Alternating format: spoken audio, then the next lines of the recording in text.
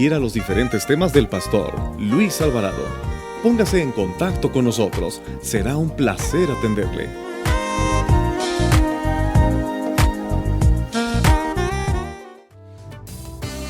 Sean bienvenidos a esta enseñanza de la Palabra de Dios. Creemos que será de bendición y edificación para su vida. Dice la Palabra de Dios de la siguiente forma: cuando terminaron de desayunar, Jesús le preguntó a Pedro: Simón, hijo de Juan, ¿me amas más que a estos? Él le respondió: sí, Señor, tú sabes que te quiero. Jesús le dijo: entonces cuida de mis seguidores, pues son como corderos. Jesús volvió a preguntarle: Simón, hijo de Juan, ¿me amas? Pero le contestó Pedro: sí, Señor, tú sabes que te quiero. Jesús le dijo: entonces cuida de mis seguidores, pues son como ovejas. Por tercera vez le dijo: Simón, hijo de Juan, ¿me quieres? Pedro se puso muy triste de que 3 veces le había preguntado si lo quería. Entonces le contestó: Señor, tú sabes todo y tú sabes que te quiero. Hasta ahí vamos a dejar la lectura. Esta lectura, y vamos más adelante a ocupar nuestra Biblia. El día de hoy he titulado la enseñanza Cristianos de Cristal o Cristianos de Mazapán. Una frase que es muy común en estos días para llamar o titular o etiquetar a la nueva generación de jóvenes como jóvenes de cristal o la generación de cristal, o también llamada la generación de mazapán. ¿Y por qué se le llama la generación de mazapán o la generación de cristal? Porque esta generación es frágil. Por todo esta generación se siente insultado, ofendido, se quiebra fácilmente, no le gusta enfrentarse a las dificultades o a los problemas o a todo lo que conlleve un esfuerzo. Es por eso que una de las características de esta generación de hoy en día, de la generación de cristal o la generación de mazapán, es esa, que todo les ofende. Ustedes ya se habrán dado cuenta que hay algunas marcas que han cambiado ya sus envases o sus etiquetas. Vemos aquella famosa caja de hot cakes o de panqueques que traía una mujer de color, que ahora esta nueva generación se siente ofendida, y entonces han hecho una serie de cambios en diferentes leyes e incluso hasta en publicidad, porque se sienten ofendidos absolutamente de todo. Esto es alguna de las características que tiene esta generación de mazapán o esta generación de cristal. Y bueno, la iglesia no se queda atrás. La iglesia tiene sus cristianos y su nueva generación de cristianos de mazapán o cristianos de cristal, a los cuales no se les puede llamar la atención, a los cuales no se les puede dar una palabra o una predicación o una enseñanza confrontadora, porque se sienten ofendidos y entonces cambian de iglesia, cambian de predicador y se van a esas famosas iglesias light, en donde les hablan según el gusto del cliente, ¿no? Y entonces hoy en día esta generación de cristianos está buscando no iglesias de sana doctrina, no iglesias donde se predique la palabra de Dios, sino iglesias donde se predique lo que esos cristianos quieren escuchar. Y muchas veces lo único que quieren escuchar son palabras de prosperidad, que Dios te va a bendecir, que Dios te va a abrir puertas, que Dios te va a dar éxito, que Dios te va a dar y te va a dar y te va a dar y te va a dar. Pero ¿dónde queda la parte del compromiso y del esfuerzo? No la hay. Y entonces estamos ante una generación de cristianos que se ofenden absolutamente de todo. Hablamos en cuestión de finanzas y se ofenden porque hablamos de finanzas, pero no se ofenden cuando tratan finanzas en la vida familiar o en el trabajo se hablan sobre finanzas o en las noticias hablan sobre finanzas o con tus amigos y hablas acerca de finanzas. Ahí no se ofenden, solamente cuando los temas de finanzas se tratan en la iglesia. Se ofenden porque los nuevos creyentes, porque les decimos que lo que hicieron se les llama pecado. Y entonces se sienten ofendidos y ahora muchas iglesias han cambiado la palabra pecado en errores o resbalones que han tenido. La Biblia sigue diciendo al pecado pecado. Hoy se sienten ofendidos los homosexuales porque la Biblia habla acerca de los que se echan varón con varón y les llama homosexuales y dice que esos no heredan el reino de los cielos y que esos van al lago de fuego. Tanto ha sido la influencia que algunas Biblias, ¿verdad?, ya han cambiado muchas palabras ofensivas para los nuevos creyentes. Y las iglesias han cambiado muchas palabras, la Biblia han cambiado muchas palabras en algunas Biblias como la lenguaje actual, donde ya no aparece la palabra homosexual, ni los que se echan con bestias también dice la Biblia. Por esta generación de cristianos de cristal que les ofende todo. Hablaba en el radio el día martes y entonces citaba una frase del científico alemán Einstein, Albert Einstein, donde decía: temo que el día en que la tecnología sobrepase nuestra humanidad, el mundo solo tendrá una generación de idiotas. Y a lo mejor se siente uno ofendido cuando escucha la palabra idiota, pero la realidad es que la palabra idiota en su raíz etimológica significa una persona que es simplemente oyente, una persona que está interesada solo y exclusivamente a su vida privada sin interesarle todos los demás. Una persona que solamente se ocupa de sus asuntos sin ocuparse o interesarse por los asuntos de los demás. Y estamos ante una generación de idiotas, donde hoy se ha metido esa persona, ese individuo, en su propio mundo. Y tú estás en un comedor, estás en un restaurante, estás con una reunión de amigos y lo primero que tienen en sus manos es el bendito celular. Ya no hay una conversación. No le interesa lo que se esté hablando en la mesa, no le interesa lo que la familia esté tratando. Él solamente se enfoca en su propio mundo. No le interesa lo que los demás piensen o estén charlando, solamente se mete en lo que a él le interesa. Una generación donde solamente escuchan, pero no ponen atención. El esposo, la esposa reclama y dice: ¿me estás escuchando?, le dice al marido. Y el marido con el televisor y el control, moviéndole y picándole y diciéndole: sí, sí te estoy escuchando. No, solamente estás oyendo, mas no estás prestando atención. Iglesias donde solamente vienen, escuchan que el predicador habla y habla y habla y habla, pero cuando le preguntas al final: ¿qué fue lo que entendiste de la predicación? ¿Qué fue lo que te impactó? ¿Qué te llevas? Te dice: no sé, solamente sé que estuvo buena la prédica. Discúlpeme, pero esa es una generación de cristianos idiotas que solamente escuchan, no ponen atención, que se encierran en su mundo, pero que no buscan convivir con los demás. Yo les digo: salúdense, y parece que el otro tiene roña. Y entonces ya no buscamos convivir, ya no buscamos la convivencia. ¿Sabes que lo principal que había en la iglesia primitiva era la convivencia entre hermanos? Y el culto podía empezar muy temprano y terminar al siguiente día. La cena del Señor ¿sabes qué era? Convivencia. Y entonces los cristianos llegaban, su lunch, alimento, y lo compartían con todos los demás. Y era todo un menú.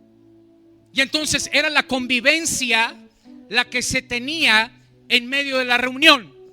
Hoy la gente dice: yo no tengo amigos en la iglesia ni con los cristianos. He tenido muy malas experiencias. Voy, escucho, o medio escucho y me voy. Ya no te interesa saber cuál es la necesidad del que tienes al lado. Ya no te interesa convivir, mucho menos practicar la hospitalidad. Dice la Escritura que no dejemos de practicar la hospitalidad, porque no sabemos si le damos asilo a un ángel que visita nuestra casa. ¿Se dan cuenta cómo ha ido cambiando esta generación de cristianos? Leímos el Evangelio de Juan.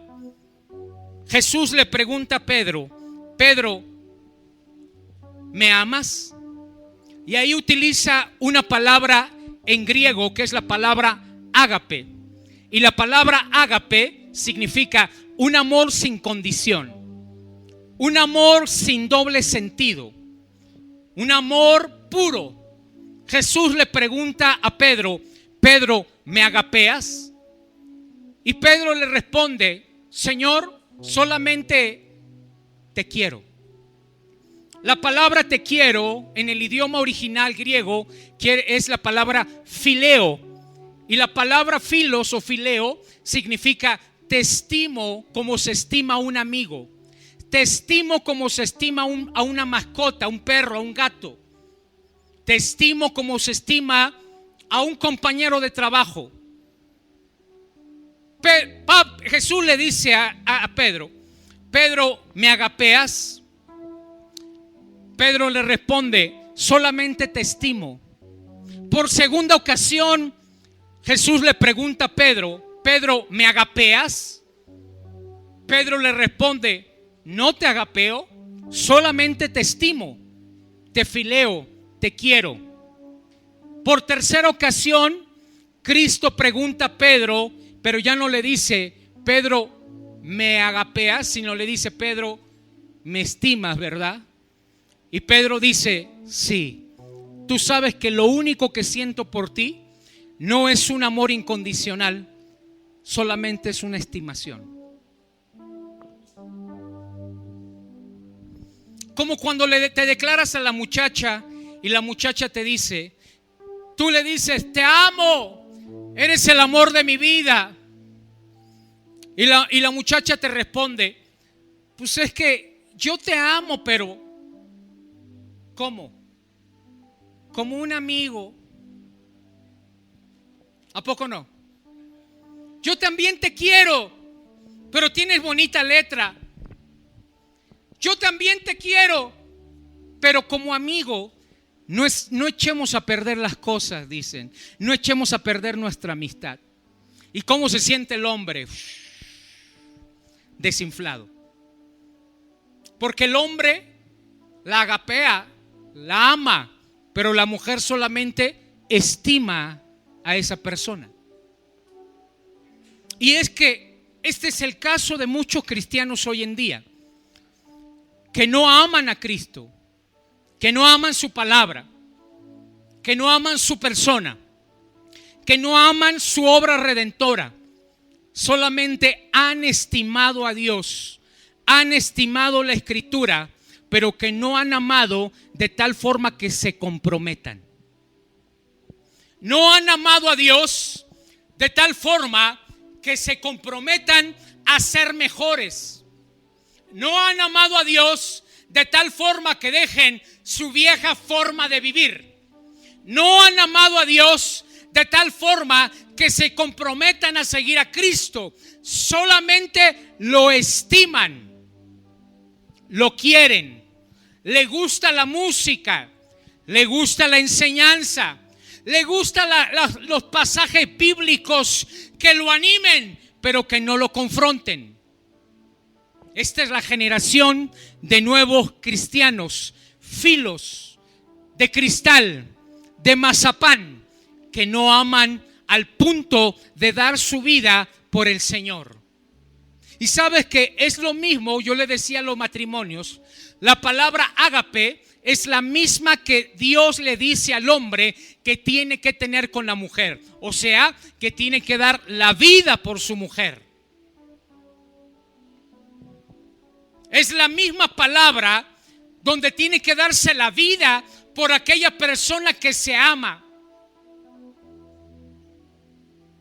Pero solamente se llega a estimar a Dios y su palabra y no tener compromiso. Este problema es el problema de la iglesia de hoy, que solo estima a Dios y estima su obra, su palabra y todo lo que tenga que ver con Él, pero no logran amar y comprometerse del todo. Mira lo que dice Isaías 43. Isaías 43, versículo 10 al 12. Dios le dijo a los israelitas: ustedes son mis testigos y están a mi servicio. Yo los elegí porque quería que ustedes confiaran en mí. Los elegí para que entendieran que yo soy el único Dios. No habrá otro, ni antes ni después. Solo yo soy Dios, solo yo puedo salvarlos. Yo les anuncié que los salvaría y así lo hice. No los salvó un Dios extraño. No los salvó la Virgen de Guadalupe. No los salvó San Judas. No los salvó San Pedro. Sino ¿quién dice que nos salvó? El Dios eterno. Y dice: un Dios extraño, de eso ustedes son mis testigos. Yo soy el Dios de Israel y juro que así es. Lo que nos llama la atención en este pasaje es que nos llama sus testigos. ¿Cuántos son testigos no de Jehová, sino testigos de Cristo? Levante su mano. Dice la Biblia que nosotros somos sus testigos. ¿Cuántos quieren ser testigos del Señor? Y dice la Biblia que nosotros fuimos testigos, o en este caso dice: ustedes israelitas fueron testigos de cómo los saqué con mano fuerte y cómo fui un Dios fuerte y poderoso, y ninguno como yo que los pudo libertar de la esclavitud. Ustedes fueron testigos de eso, le dice Dios a los israelitas. Ahora, ustedes fueron testigos del poder de Dios cuando vino a su vida y cuando les hizo un cambio de dejar la borrachera, la drogadicción, la prostitución, el adulterio, la fornicación, la vieja manera de vivir, el ser ladrón. Y entonces ustedes son testigos de que Dios hizo un cambio en ustedes y en su vida. Así es que la Biblia dice que ustedes son testigos. Y un testigo es alguien que estuvo presente cuando Dios hizo un milagro. Ustedes estuvieron presentes cuando Dios los rescató y cuando Dios los salvó y les cambió de vida, ¿sí o no? ¿Qué Dios hizo en ustedes? Mucho. Los rescató, nadie daba un centavo por ustedes, pero finalmente el Señor pagó con alto precio, que fue a través de la sangre de su Hijo Jesús. ¿Cuántos son testigos de ello? Y entonces un testigo es alguien que vio lo que sucedió. Eso es un testigo, que estuvo presente cuando se dio la transformación de esa vida. Pero sabes que también la palabra testigo, ¿cuántos son testigos? Levante su mano. ¿Cuántos son testigos? ¿A cuántos Dios los cambió? ¿Cuántos quieren seguir siendo testigos? ¿Cuántos quieren seguir siendo testigos del poder de Dios, del amor de Dios? ¿Y sabes qué también significa la palabra testigo? Mártir. Una persona que sufre o hasta que muere por su propia fe. Y entonces un testigo es alguien que está dispuesto a dar su vida por su propia fe. Un testigo es alguien que dice: yo estoy seguro de lo que he creído y no me voy a retractar. Y hoy en día no hay muchos testigos dentro del cristianismo. Solamente quieren ser testigos de la abundancia, de la prosperidad y de todo lo bueno. Pero la palabra testigo también abarca el sufrimiento, el dolor, el ser vituperado, el que seas el único cristiano en tu casa y que no te quieran por ser aleluyo, el que seas el único creyente en tu trabajo y que todos los días te digan: ahí viene el padrecito, ahí viene la hermana Sor María. Ser testigo de Cristo es que se burlen de ti por seguir a Cristo. Es que te digan: nosotros no te enseñamos esa religión. Nosotros no estamos de acuerdo con el cambio que hiciste. Y entonces el que es verdadero testigo dice: pues lo siento, es el camino que elegí y soy testigo del poder de Dios en mi vida. Entonces no me hables más. Dejas de ser en este momento mi hijo, mi hija, mi padre, mi madre. Quieren seguir siendo testigos. Porque el cristiano de cristal, en cuanto viene el ataque, viene la mofa, quiere abandonar este camino porque pensaba que todo le iba a ir de maravilla y que todos lo iban a amar. Pero se da cuenta que en muchas ocasiones los cristianos somos perseguidos por nuestra propia forma de pensar y de sentir. Hasta en tu propia casa te dicen: pues no, que vas a la iglesia y mira cómo sigues actuando, mira cómo sigues hablando. ¿No te dicen así? Pero finalmente, ¿sabes? Es una generación, la de cristal y de mazapán, que está tan alejada, pero tan alejada, pero tan alejada de los primeros cristianos. ¿Tú sabes cómo murió el discípulo Esteban? El discípulo Esteban muere apedreado, lapidado hasta matarlo. ¿Sabes cómo muere Jacob, el hermano mayor de Juan? Decapitado junto a su acusador. Cuando se dio cuenta el acusador que le iban a cortar la cabeza, el acusador se arrepintió y le dijo: esperen, yo quiero morir junto con él. Y los dos fueron decapitados. ¿Sabes cómo murió Felipe? Azotado, echado a la cárcel y después crucificado. ¿Sabes cómo murió Mateo? Atravesado por una lanza. ¿Sabes cómo muere Jacob el menor? O Jacobo el menor. Muere a los 99 años, apedreado. Y cuando lo apedrearon y lo mataron, tomaron garrotes y le golpearon la cabeza al punto de que los sesos salieron de su cabeza. ¿Sabes cómo muere Matías? Decapitado, pero antes fue apedreado. ¿Sabes cómo muere Andrés? Crucificado, ¿verdad? Y con las manos sujetas al suelo. ¿Sabes cómo muere Pedro? Crucificado. Y lo iban a crucificar como crucificaron a Cristo. Y él dice: yo no soy digno de que a mí me crucifiquen así. A mí me crucifican de cabeza. Y entonces lo crucificaron de cabeza y así murió. ¿Sabes cómo murió Judas Tadeo? Crucificado. Bartolomé, cruelmente azotado y luego crucificado por una agitada muchedumbre de idólatras. ¿Sabes cómo muere o cómo Tomás fue muerto? Martirizado y atravesado por su cráneo con una lanza. ¿Sabes cómo muere Pablo? Degollado. ¿Sabes cómo muere Lucas? Apedreado y colgado de un olivo. ¿Sabes cómo muere Marcos? Despedazado sus extremidades. ¿Sabes cómo muere Bernabé? Siendo perseguido y por terribles castigos. Estamos tan alejados de los cristianos de aquella época. ¿Sabes? Martín Lutero, cuando va y se presenta ante el concilio papal, él dice una frase y dice: si tengo que morir, le decía: no vaya Martín Lutero, el Papa te está poniendo un 4. te van a tomar preso y te va a matar la Santa Inquisición.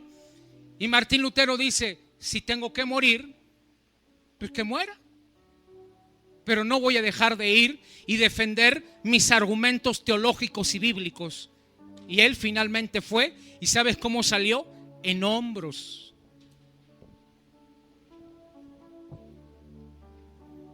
Este mismo hombre, Martín Lutero, quien tradujo la Biblia al latín y al alemán, en el año 1527, donde estuvo la peste bubónica, una plaga mortal, verdaderamente una plaga mortal, una epidemia, donde morían miles de personas todos los días. Hubo un pastor que le escribió y le dijo, reverendo Martín Lutero, ¿cuál es la tarea de la iglesia en medio de esta plaga tan mortal? ¿Qué tenemos que hacer? Y Martín Lutero le responde en la carta y le dice, si hay un hermano que no tiene quien lo cuide, será deber absoluto de la persona que sea más cercana. Y sabes, Martín Lutero metió a su casa personas que estaban infectadas por esta pandemia bubónica, estando su esposa embarazada. ¿Y dónde están los cristianos hoy en día con esta pandemia? Martín Lutero, en el Salmo 41, cuando estaba esta plaga, citaba una y otra vez el Salmo 41, verso 1 al 3, que dice, bienaventurado el que piensa en el pobre, en el día del mal el Señor lo librará, el Señor lo protegerá y lo mantendrá con vida, y será bienaventurado sobre la tierra, y no lo entregará a la voluntad de sus enemigos. El Señor lo sostendrá en su lecho de enfermo, en su enfermedad restaurará su salud. Wow. ¿Y dónde están los pastores hoy en día? ¿Dónde está la iglesia hoy en día en esta supuesta pandemia que ni siquiera, de acuerdo a la ONU, llegamos al 0.27% de muertes? Que eso no es nada. Pero sin en cambio la gente se está salvando en su casa con las medidas, con los medicamentos y con cosas que a lo mejor son tan básicas y que tenemos en nuestra propia casa. Yo me pregunto, ¿dónde están los Martín Lutero de hoy en día donde dice, no cerramos la casa del Señor porque es necesaria para los enfermos, es necesaria para los pobres de espíritu, y como dice el Salmo 41, cuando yo caiga enfermo, Él entonces restaurará mi salud y Él me guardará de todo mal y de toda peste? ¿Dónde están los Martín Luteros que se levantan hoy en este día? Tenemos una generación de papel, una generación de cristal, una generación de mazapanes. Había una mujer que se llamaba Felicitas, y esta dama, dice uno de los historiadores romanos, que era una dama de buena posición, era una dama muy virtuosa, pero una devota cristiana. Esta dama tenía 7 hijos. Enero, que era el mayor, y sabes, él fue flagelado al punto de morir por su fe. Esta misma dama tenía otros hijos que se llamaban Félix y Felipe, y que fueron descerebrados con garrotes. Uno más que se llama Silvano, el cual fue asesinado y echado al precipicio.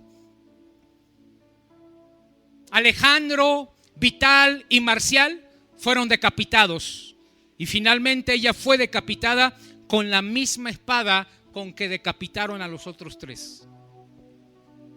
Blandina, una niña que era siendo atormentada en la Inquisición allá por los años 1500, y mientras los adultos eran flagelados con diferentes tormentos, Blandina, una niña de 15 años, estaba en su celda, y mientras escuchaba los tormentos de sus hermanos, Blandina se paraba y se agarraba de los barrotes y le gritaba: ánimo, recobren ánimo, por favor, no duden de su fe. Y cuando Blandina escuchaba a uno de los cristianos retractarse de su fe, Blandina le decía: no, por favor, no niegues a Cristo, porque si tú lo niegas delante de los hombres, Él te va a negar delante de su Padre.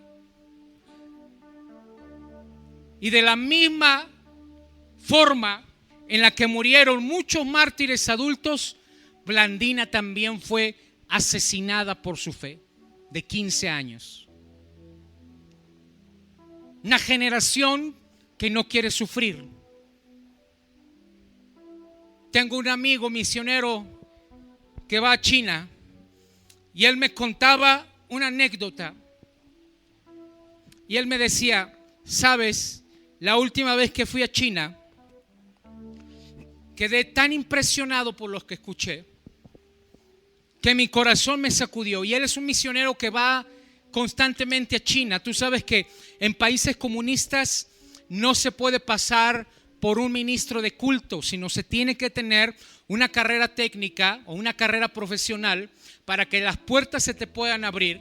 Muchos misioneros tienen una o dos carreras y así es como se abren campo.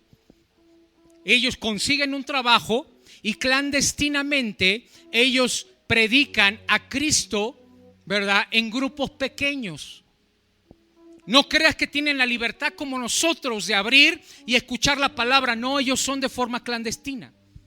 Incluso nosotros tenemos un misionero en Pakistán que es un ingeniero en sistemas y que él pasa así como un ingeniero en sistemas. Pero tú no puedes dar a conocer su rostro, su familia, ni el lugar donde viven, porque hay policías en este tipo de países que se dedican a buscar a todos los misioneros de toda clase de religión para dar con ellos, sacarlos del país o expulsarlos o meterlos presos si bien les va, y si no, asesinarlos. Y entonces este amigo me decía: sabes, llegué y entonces nos reunimos, dice, en un hotel, buscamos la habitación más amplia y cabían 22 personas. Y mandamos a llamar a algunos de los líderes que movilizan toda China. 1.3 billones de personas son las que viven en China. Y entonces dice: mandamos solamente a traer 22 líderes. Ellos tuvieron que viajar algunos 10, algunos 12, algunos 13 horas en tren para llegar a ese hotel y hospedarse en una sola habitación. Y entonces el misionero cuenta, mi amigo, que ya estando ahí en el cuarto, en la habitación, preguntando cuántas horas habían hecho, algunos respondieron 13, 12, 10 horas en tren. No creas que estaban como tú sentados en una banca, estaban en un piso de madera frío y duro. Y cuando mi amigo les dice: abran su Biblia, solamente contados tienen Biblia, porque no se puede tener Biblia en China. Una de las damas que le había tocado una Biblia la pasó a su hermano y eso le llamó mucho la atención. Y entonces cuando leyeron el pasaje, la dama ya se lo sabía de memoria y lo estaba repitiendo juntamente con los que estaban leyendo. Al final mi amigo le pregunta a esta dama y le dice: ¿por qué le pasó la Biblia? Y le dice: porque yo ya la he memorizado y yo no necesito leerla. ¿Cómo fue que la memorizó? Bueno, es que cuando uno está en la cárcel, uno se memoriza todas las cosas y se memoriza la palabra de Dios, porque no se puede tener el libro en la cárcel. Y mi amigo le pregunta a los 22: ¿Y cuántos han estado en la cárcel? Y 19 de los 22 levanta su mano. Al finalizar, los hermanos chinos le dicen a mi amigo misionero: ore por nosotros para que un día lleguemos a tener la libertad que tienen ustedes en América, de predicar, de leer, de reunirnos. Y mi amigo le responde, les dice: por supuesto que no voy a orar por eso. Si los chinos tienen ojos pequeños, dice que los abrieron. Y dijeron: ¿no va a orar por nosotros para que tengamos la misma libertad? Le dice: no. No voy a orar por ustedes para que ustedes tengan la misma libertad que nosotros. Porque nosotros tenemos aproximadamente por familia mínimo 2 Biblias y ninguna de ellas leemos. Porque nosotros tenemos en cada esquina reuniones y cultos e iglesias. Y ustedes viajaron durante 13 horas y no les importó. Y en América, un viaje de 1 hora para ir a la iglesia es suficientemente cansado y largo. Y eso que van en transporte.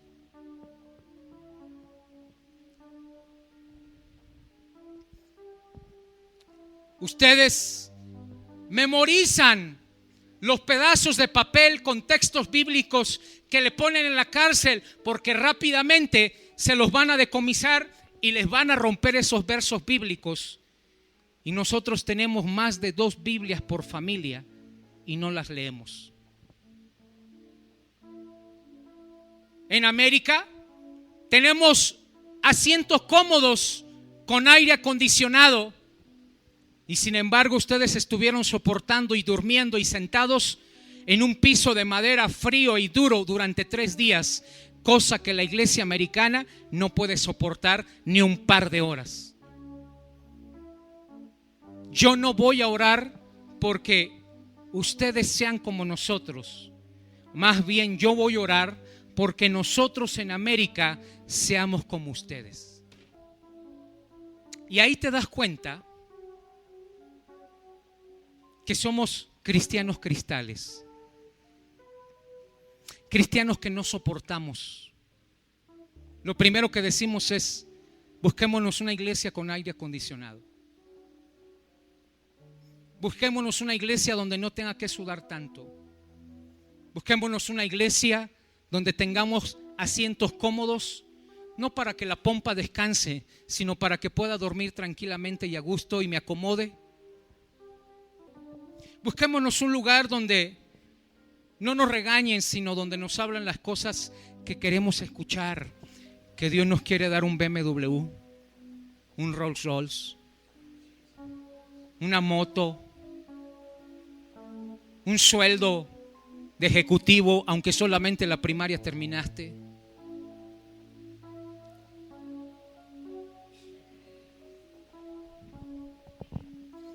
Cristianos de cristal, cristianos de mazapán. Así fueron bautizados por una filósofa, Montserrat Nebrera. Esta última generación que tiene características especiales o particulares. ¿Cuáles son las características de la generación de cristal? Fragilidad y aislamiento emocional. Debido a la sobreprotección paternal. Y es que los padres que no tuvieron mucha economía y que ahora llegan a tener economía o tienen un buen trabajo, le dan todo a sus hijos caprichosos y berrinchudos. Y los hacen, aparte de parásitos e inútiles, los hacen frágiles. Y lo primero que dicen los padres: ay, pastor, es que yo sufrí demasiado y no pude tener tantas cosas, ni ropa de marca, ni tenis, ni educación, y entonces ahora se lo doy todo a mi hijo. Y los haces frágiles y los haces débiles emocionalmente. ¿Qué otra característica tiene la generación de cristal? Que buscan un reconocimiento constante. Y cuando les hace falta el reconocimiento, entonces ellos se sienten agredidos porque no les reconoce sus éxitos. ¿Qué más es la generación de cristal? Hipersensibles. Todo les molesta. Intolerantes, frustrados, rechazados o con rechazo. ¿Qué más tiene la generación de cristal? Que rara vez concluyen los proyectos, todo lo dejan a medias. Les cuesta el compromiso. Por eso pagas y pagas colegiaturas y te reprueban y te reprueban y te reprueban. O te mandan a llamar de la escuela porque no asiste a las clases o porque no entrega tareas. Y son los famosos chicos fresas, pirurris, hijos de papá, que no les puede decir nada porque se ofenden. ¿Qué más es la generación de cristal?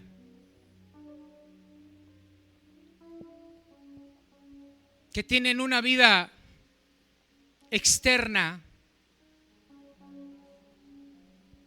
una hipocresía, una apariencia, de tal forma que no se meten a la reflexión, no les gusta la oración y ese tipo de cosas les parecen extrañas. Por eso la generación de cristianos de hoy no ora, no profundiza, no piensa, no indaga. Solamente a lo que le viene en la cabeza es lo que habla de forma de diarrea verbal y no piensa en las cosas. Se muestran intolerantes y agresivos cuando no compartes su forma de pensar. Esa es una generación de cristal. Aplicado a los cristianos, pues los cristianos de hoy en día son frágiles, se aíslan, no practican la convivencia y mucho menos el hospedaje, mucho menos la convivencia, la interacción. No le gusta y le sacamos las palabras a tirabuzón. ¿Cómo está? Bien. ¿Cómo le ha ido? Bien. ¿Su familia? Bien. ¿Su trabajo? Bien. Y de ahí no lo sacamos. Y hasta se molestan porque les quieres hacer conversación, plática, porque quieres interesarte por ellos, de qué forma les puedes ayudar. Y casi con la respuesta te dice, ¿qué le importa y qué se está metiendo en mi vida? Pero luego lloran cuando el pastor no les habla por teléfono o cuando el pastor no se interesa por sus problemas, como si nosotros fuéramos adivinos y supiéramos lo que te está pasando. Es que el pastor nunca me habla, es que el pastor no me busca, es que el pastor no le intereso. Oye, escúchame bien, el padre no busca al hijo, el hijo busca al padre cuando tiene un problema. Y el padre tiene que estar ahí. ¿Me escuchaste? El hijo busca al padre, no el padre al hijo. Y cuando el hijo tiene un problema, va con el papá porque sabe que va a tener una fuente, una dirección, una palabra de aliento. Y el padre tiene que estar allá.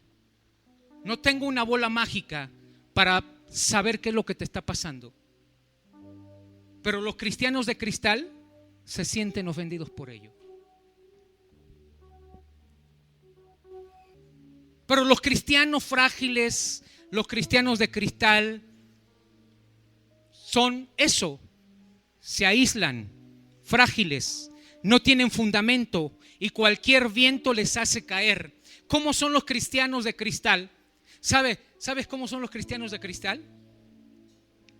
Dicen lo siguiente: pues como en el cristianismo Dios no me respondió tan rápido, fui a los de pague por sufrir.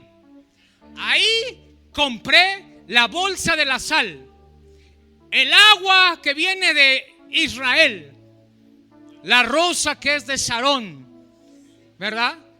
Y entonces, ¿quién sabe qué tantas cosas más? Y mira, así tan rápido, la tela que va pasando y la vamos tocando. como en el cristianismo Dios no me respondió tan rápido, pues me metí a la santería.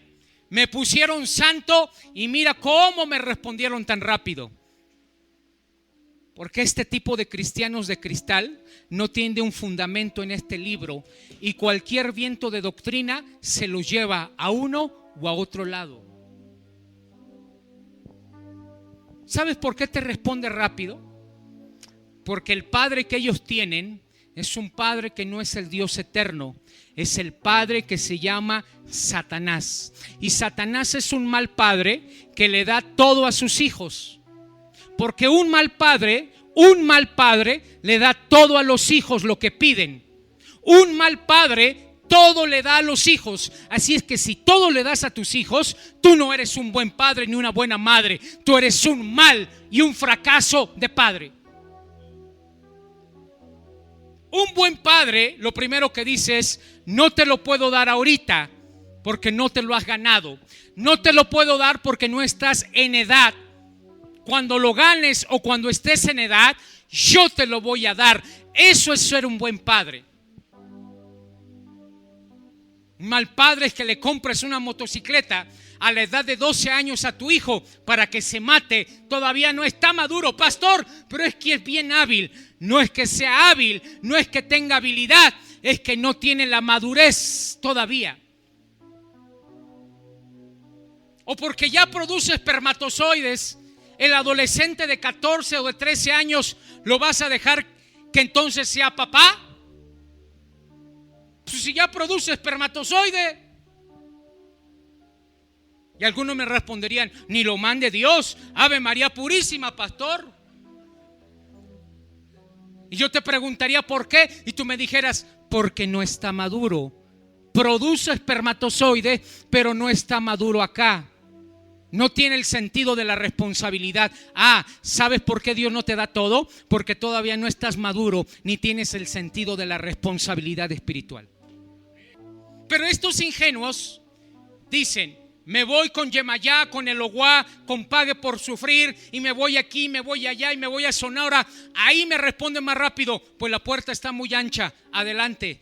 Eres inestable, eres cristiano de cristal. ¿Qué es un cristiano de cristal? El que busca reconocimiento, ánimo constantemente, y cuando no hay, la decepción total. Hipersensibles, que una prédica así o más fuerte como las hemos tenido, se sienten ofendidos y entonces dicen: no vuelvo a regresar con ese pastor Alvarado que no tiene amor. ¿Quién te dijo que el amor también no es corrección? Entonces deja a tu hijo hacer lo que quiera y porque lo amas no le llame la atención ni le golpees. ¿Sabes que esta generación de cristal dice: a los hijos ya no se les debe de pegar? ¿Sabes que ahora van a meter a la cárcel a quien corrija a sus hijos?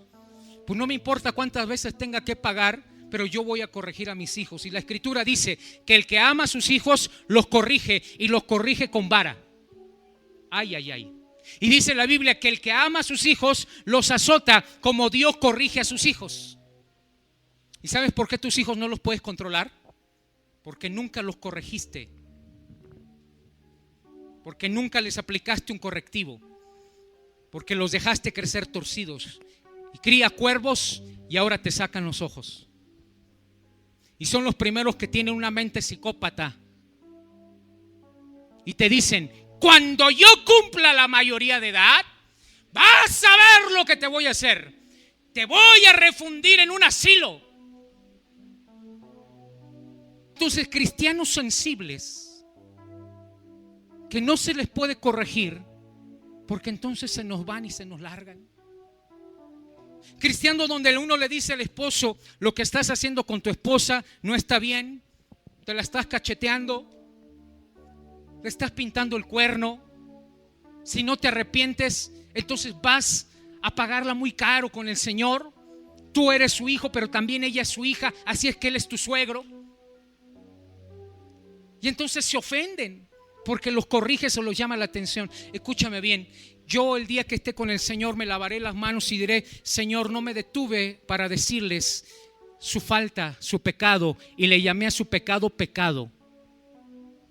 Si ellos se ofendieron, por lo menos un día vinieron al alcance mundial, recibieron la palabra. Y si ellos decidieron buscar otro pastor y otra iglesia, ese fue su problema. Pero acá no le va a faltar palabra de corrección y palabra de exhortación. ¿Sabes por qué? Porque yo no estoy ante cristianos que sean de cristal. Yo estoy ante cristianos que verdaderamente quieren ser testigos del poder de Dios en su vida y en sus familias. Yo estoy ante cristianos que están a punto de entrar, o si no es que ya entramos, a un tiempo en esta tierra difícil y complicado. Ya entramos al tiempo de la tribulación que describe el libro de Apocalipsis. Y si tú no tienes carácter, tú no vas a poder soportar lo que viene más adelante. Cristianos de cristal, donde comienzan todo, pero no concluyen y ponen un montón de pretextos. Es que, pastor, no terminé el seminario porque fíjese que ya no tenía dinero. Ay. Pero pues sí tenías dinero para pagar tu cable, tu Sky. Si tenías dinero para pagar tu internet, tu teléfono, dar el paguito que das a tu teléfono, a tu celular. Para eso sí tiene. Cristianos que comienzan bien, viniendo a la congregación, y después todo lo van posponiendo o van menguando. Cristianos de cristal, donde evitan a toda costa el dolor, donde no les gusta sufrir, donde no les gusta padecer. Cristianos hipócritas, de doble cara, de doble apariencia, donde te veo venir por la esquina, tú adelante y tu esposa atrás y viceversa, pero cuando llegas aquí a la puerta, la esperas o lo esperas y entran tomados de la mano. Subes con una sonrisa. ¿Cómo están, amada familia? Yo les pregunto y ellos responden: de maravilla y en bendición. ¿De veras? ¿Cómo están tus hijos? ¡Uf! Bien. Puro 10. Mi hija, bien portada. Mi hijo, bien respetuoso. ¿De veras? Amado, tengo más de 22 años dedicándome a este asunto. Y si algo aprendes es a conocer a las personas. Y sabes cuando te mienten, cuando es una apariencia, cuando es hipocresía, cuando es honesto.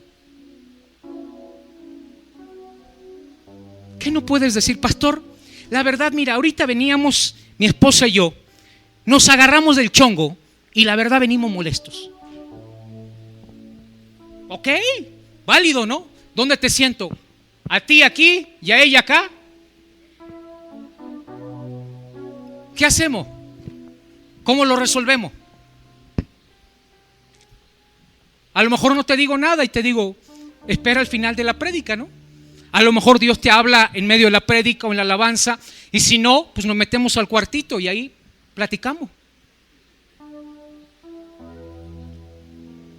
¿Por qué siempre tener una apariencia de lo que no eres? No, hermano, en victoria, lleno de fe. Cuando estás como el de Charlie Brown, con la cobija arrastrando, Carlito.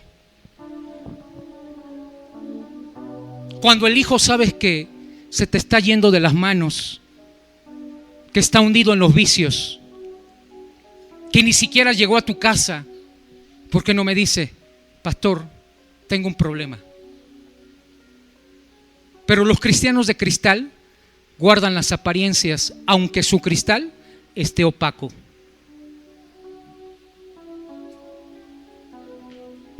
Te engañas a ti mismo. A mí me podrás decir, y a los hermanos les podrás aparentar que estás bien, pero ¿de qué sirve si este lugar y los congregantes de aquí no son perfectos? Tenemos errores, y si venimos acá es para dejar de ser hipócritas y para dejar nuestros errores y nuestros pecados. Es que si le cuento mi vida se va a espantar. Imagínate cuántas vidas no he escuchado y todo lo que he tenido que escuchar, y menos tienes que quedar bien conmigo. Yo no soy el que te va a perdonar y yo no soy el que te va a juzgar. El que te va a perdonar y el que te pudiera juzgar es Dios, pero aún así no lo hace, sino te perdona, te ama, te levanta y te restaura. Cristianos de cristal, donde la predicación del evangelio genuino no es lo suyo. Son las predicaciones con chistes. Payasos como predicadores, donde te hagan reír toda la hora o todas las 2 horas y que tú salgas y digas, salgo con un dolor de estómago porque me hicieron reír. El predicador es tan chistoso y hace tantas bromas que es tan cool. Personas que ya no buscan el mensaje transparente, genuino de la palabra, sino que te haga pasar un rato y que te sientas cómodo, mas no que te incomode. Cristianos cristales que no tienen interés por el crecimiento espiritual y mucho menos intelectual. ¿Estás seguro de tu fe? ¿Estás seguro de lo que has creído? Porque si estás seguro, entonces lo defiendes y lo sigues al pie de la letra. Y no dudas en ningún momento a comprometerte. No dudas en ningún momento que lo que está escrito acá se tiene que cumplir en ti y en los tuyos. Un cristiano de cristal nunca va a profundizar. Un cristiano de cristal tiene poca tolerancia a las autoridades, a la corrección y a la crítica. Y un cristiano de cristal se alimenta por el internet o las redes sociales. Y ya sabrás entonces cómo es su fe. Concluyo. La Biblia nos habla en Lucas capítulo 9, verso 57. Lucas 9:57. Te voy a decir otra de las características que tiene el cristiano de mazapán o el cristiano de cristal. ¿Qué es un cristiano de cristal? Que puede emitir sus puntos de vista, puede decir y hablar y ladrar por esas redes. Pero cuando tú le pides y le dices, ¿cuál es tu argumento? Tengamos un debate, vamos a platicar. Muchos me dicen, voy a ir a su iglesia y ahí vamos a platicar cuando tú quieras. La dirección, Misterios 338, te espero. Después del servicio podemos debatir lo que tú quieras. Son muy buenos para hablar sobre el diezmo, en contra. Son muy buenos para hablar acerca de las comunidades cristianas. Son muy buenos para hablar acerca de los apóstoles y los profetas y decir que no existen. Son muy buenos para hablar de tantas cosas, pero cuando les pides argumentos y les dices cara a cara, vamos a hacerlo, respetuosamente, no lo hacen. Cristianos de cristal que cuando no están de acuerdo con algo, le dicen a la familia, es que yo ya no estoy de acuerdo. Cristianos de cristal lo dicen a espaldas, mas nunca de frente. Cristianos de cristal opinan, pero sin argumento, porque oyeron, del que oyeron, del que oyeron, del que oyeron, del que oyeron, y entonces pasan la información. La Biblia nos habla en Lucas capítulo 9, verso 57, a un hombre de cristal que quería seguir a Cristo por conveniencia. Yendo ellos, uno le dijo en el camino, Señor, te seguiré a donde quiera que vayas. Y le dijo Jesús, las zorras tienen guaridas y las aves de los cielos nidos, mas el Hijo del Hombre no tiene dónde recostar su cabeza. ¿Y sabes qué hizo? Se fue. Cristiano de cristal, seguidor de cristal, que en cuanto supo que Cristo no tenía nada para dar ni para heredar, entonces se fue. Porque él creía que la fama, él creía que las ofrendas que le daban, y aún las ofrendas que le daban las mujeres, porque finalmente quien sostenía el ministerio de Jesús eran las mujeres, dice la Biblia, él creía que iba a tener todos los beneficios de Cristo. Invitaciones a restaurantes a comer, ofrendas, ¿verdad? Lugares donde poder hospedarse. Y entonces cuando Cristo vio la intención de su corazón en este candidato de cristal, le dice: sígueme, pero te advierto una cosa. No tengo casa, no tengo departamento, no tengo terreno, no tengo suelo. A veces como, a veces no como. A veces puedo comer en un buen restaurante. A veces tengo que comer unas quecas ahí en un puesto de la esquina. A veces me hospedo en un buen hotel, Gran Turismo. A veces me tengo que hospedar en el Hotel Cama y Arena. ¿Sabe cuál es ese? ¿Verdad? Un seguidor de cristal que no iba de acuerdo a sus deseos, a sus planes, a sus propósitos. Uno más, Lucas capítulo 9, verso 59. Y dijo otro de cristal: sígueme. Y él le dijo: Señor, deja que primero vaya y entierre a mi padre. Jesús le dijo: deja que los muertos entierren a sus muertos, y tú ve y anuncia el reino de Dios. El próximo candidato es un candidato sentimental, de cristal, de polvorón. Qué insensible Cristo. ¿Por qué no lo deja que entierre a su padre? Bueno, escúchame bien. Es que cuando Cristo llama a este candidato, no estaba en pleno velorio. O sea, el papá no estaba en un ataúd y lo estaban velando, y Cristo entra y le dice: sígueme, deja que, a ver quién entierra a tu padre. No. El papá todavía no estaba muerto, y Cristo le dice: sígueme, y le dice: vivo todavía con mi papá, estoy cómodo, soy hijo de familia, pero mira, te voy a seguir cuando mi papá se haya muerto. Cuando él se muera, por esta que te sigo. ¿Cuánto podía tardar eso?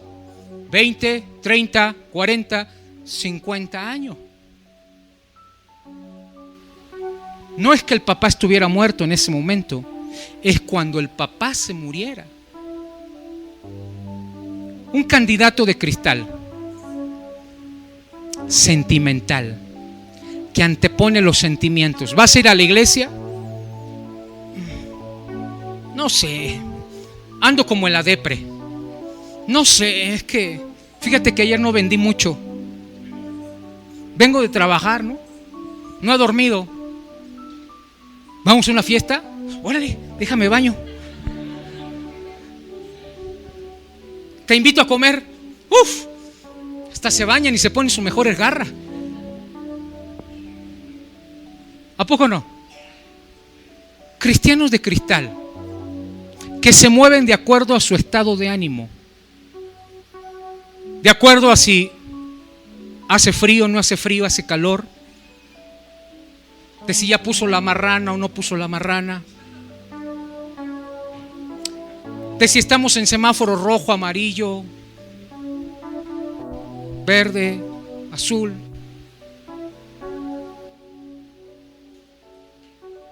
Y entonces cristianos sentimentales que se enojan con Dios cuando se enojan ustedes con su cónyuge. Y yo digo, ¿qué carambas tiene que ver Dios con tus problemas conyugales? Te enojas con el esposo o la esposa y dices: no voy a ir a la iglesia. ¿Y Dios qué culpa tiene?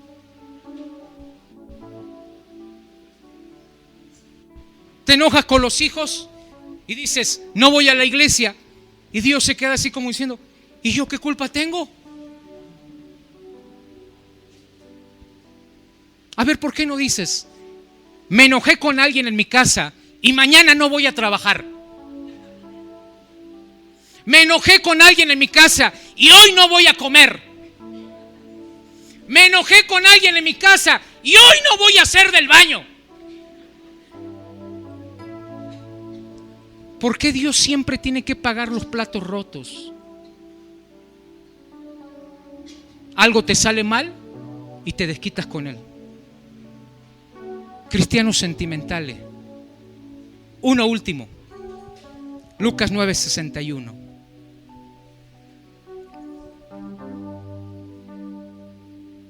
El candidato sentimental le hablas un poco fuerte y se siente, los corriges y se van, se quiebran por todo. ¿Sabes que en las empresas y en los negocios ya no están contratando personal de cristal? Porque te trabajan una semana o 2 días y les dices, oye, por favor, barre.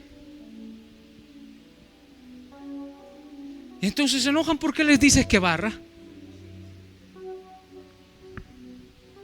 Me contrataste para esto, no para ser barrendero.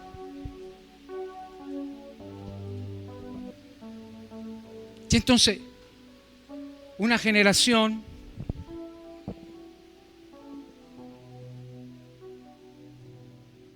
que no hace,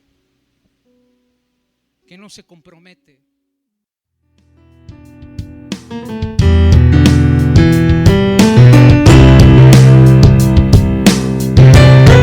Si usted desea saber más de este y otros temas, así como de nuestros materiales y ministerio, le invitamos a que visite en Facebook. Búsquenos como Apóstol Luis Alvarado y Ministerio Alcance Mundial. En Twitter, Alcance-Mundial. Y en YouTube, busque el canal de Luis Alvarado Alcance Mundial. Nuestro correo electrónico ministerioalcancemundial@hotmail.com.